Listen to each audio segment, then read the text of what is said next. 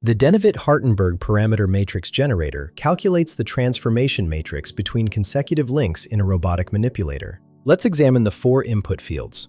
First, we have link length A, which represents the distance along the x-axis from one joint to the next. Enter your link length value here. Next is link twist alpha in degrees, the angle of rotation about the x-axis between consecutive z-axes. Third, we have link offset D, the distance along the z-axis between consecutive joint axes. Finally, joint angle theta in degrees represents the rotation angle about the z-axis. For our example, let's input typical values for a robotic arm joint.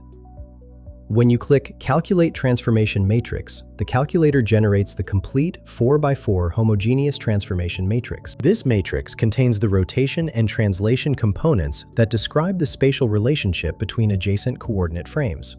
The upper left 3x3 submatrix represents the rotation transformation, while the rightmost column contains the translation vector. The bottom row maintains the homogeneous coordinate format.